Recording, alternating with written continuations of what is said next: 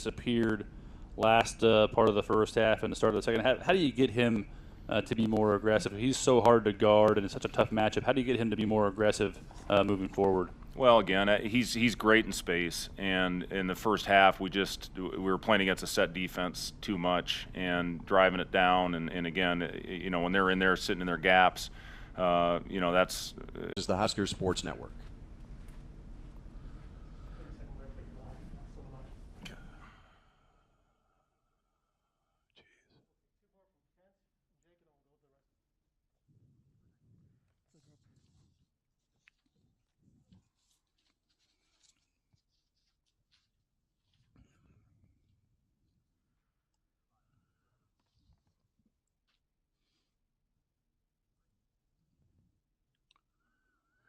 Back with Coach Hoiberg after Nebraska's 76-69 win over South Dakota. It was interesting to hear you talk about how South Dakota defended you and the problems that caused. Had you anticipated that's the look they would give you, and if so, does that just demonstrate the difficulty of guys trying to make adjustments, during a ball game when you see something maybe that they're not handling well? Well, that's the other thing I talked to him about is, we watch a lot of film in preparation of these games. And listen, we played a lot of games in a short amount of time. That's our fourth game in 7 days. And our guys, I think, more probably mentally, they're fatigued. Physically, I thought they were okay, but mentally, I did see that we were a little bit fried, and we didn't do much yesterday. Came in, had a I thought pretty sharp walkthrough. But it was good to get this win. But in watching these films in preparation, and not only the games they played this year, but going back and watching the games they played last year, talking to coaches that either in the league or that are friends that know the style. You put a game plan together, and the thing you have to do is go out and execute it. And the biggest thing offensively that we talked about was getting them to move.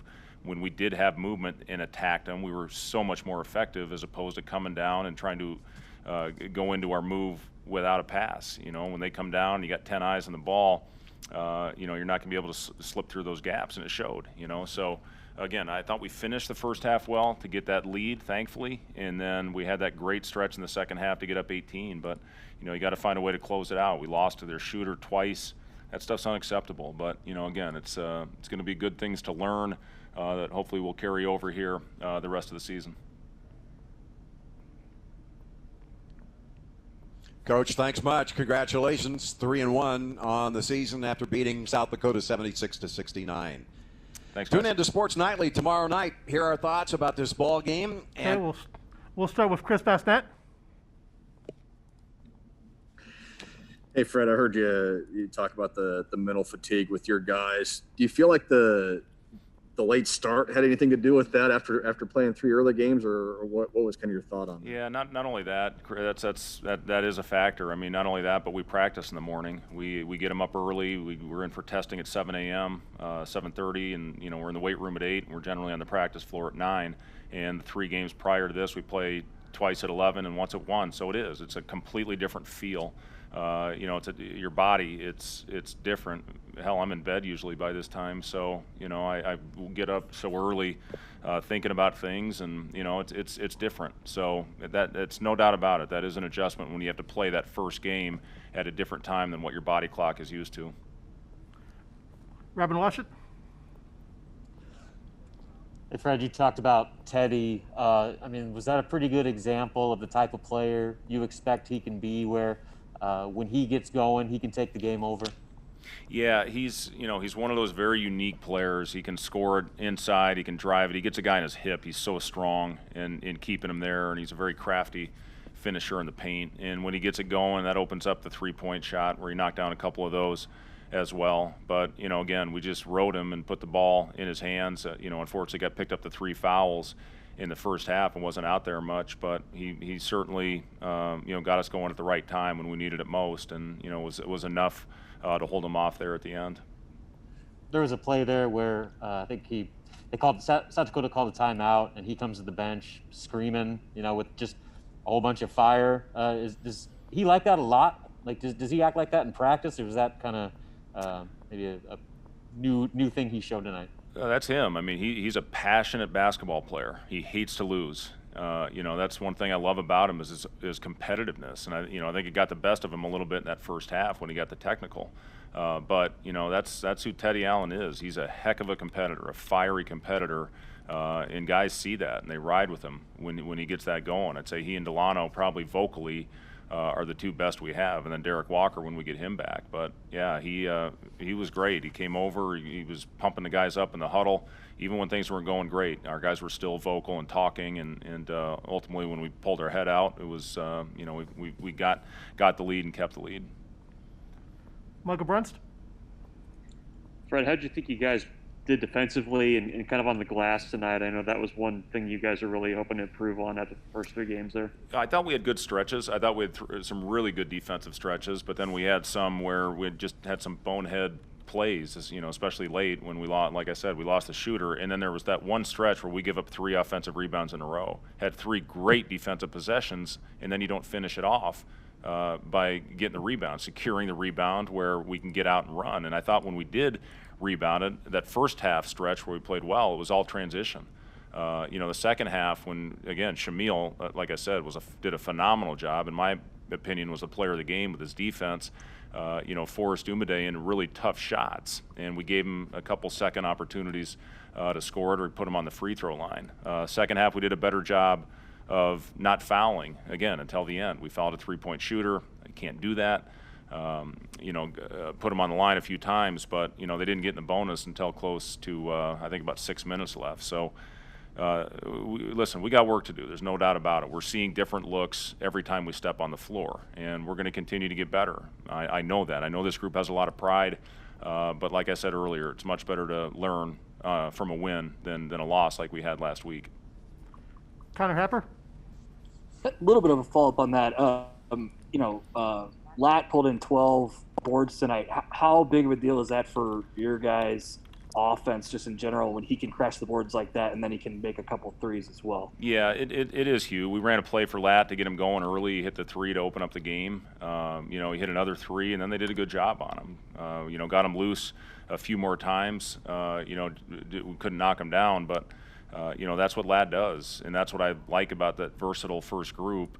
We didn't practice with that group a lot because we had Ivan, we had Eduardo, and we had Derek. So you got 3 5s that are playing that spot. So we practiced a little bit with Lat there, but now all of a sudden, with everything going on, we're ended up starting him at that position without a lot of practice time with all these games we've been playing. So we'll run and try to get some more wrinkles to free Lat up because he is one of the better shooters on this team.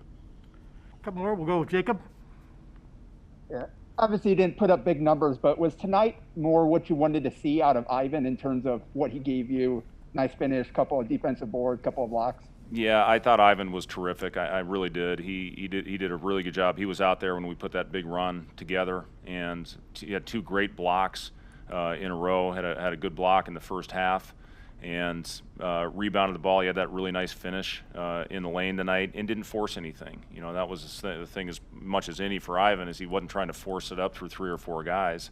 That's exactly what we need out of Ivan. 5 rebounds, 17 minutes, no turnovers. That's huge for Ivan. Sam McEwen? Hey, Fred, just a question about what you guys do over the next couple of days in terms of rest and practice. Also, how do you remind the guys that, hey, you guys can get runs and put together runs, but you're not so good that you can just run away from teams like South Dakota. You got to play the 40 minutes. Yeah, 100%. Like I said, that's the good thing about this game is we get to learn from a win. But there's a lot of things that we can take from this game and get better at. And, that's a big part of it. We came out, I thought, with so much fire and energy in our first 3 games.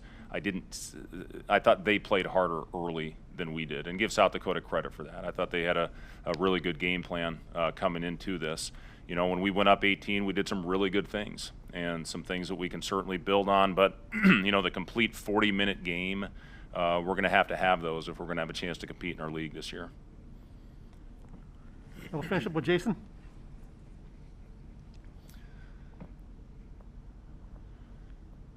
Jason, go ahead. Okay.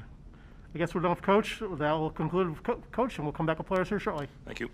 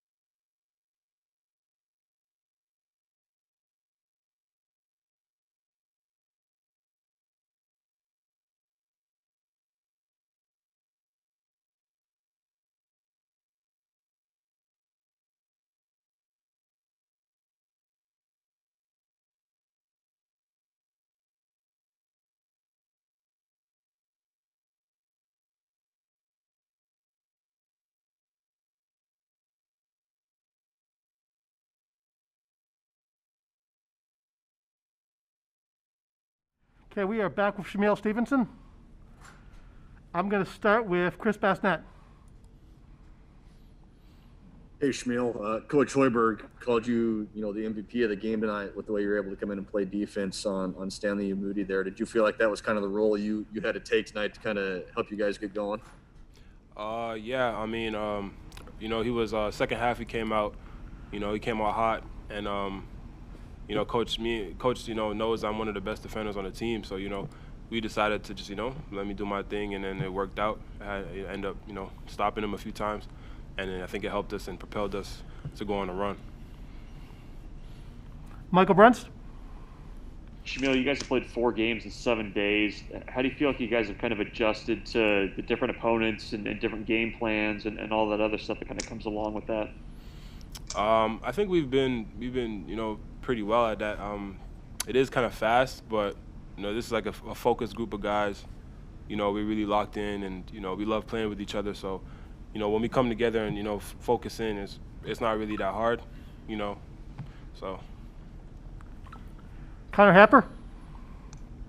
Shamil, you'll probably be in that situation a couple times this year where you're trying to shut down wing guys. How much pride do you take in that, just adding that physicality to the game and trying to kind of impose your will on the defensive side of the ball? Yeah, no, it's definitely a thing I take pride in, especially this year. I'm just trying to be the best player I could be on both ends of the court. So, that's something I'm definitely looking forward to and definitely working towards. Robin Washut? Hey, Shamil, with the way that game started with 2 technicals in the first 3 minutes, 21 fouls in the first half, how much did that impact just the flow of the game and your guys' energy compared to previous games?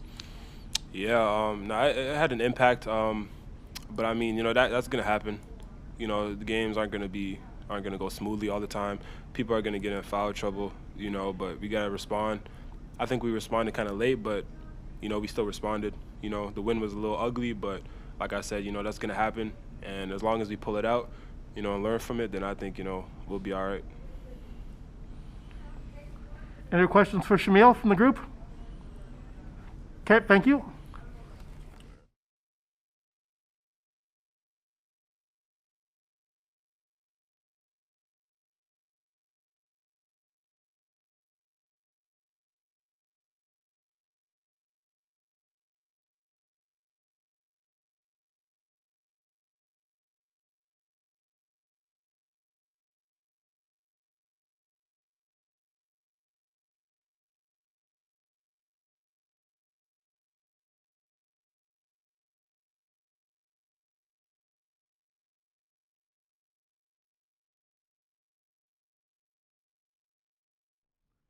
Okay, we are back with Latman. I'll go Robin Washut first.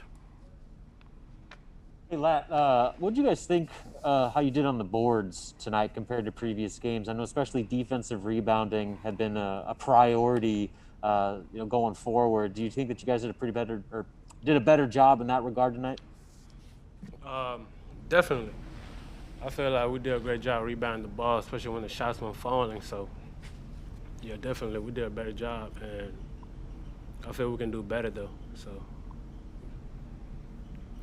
Okay, Jacob Padilla.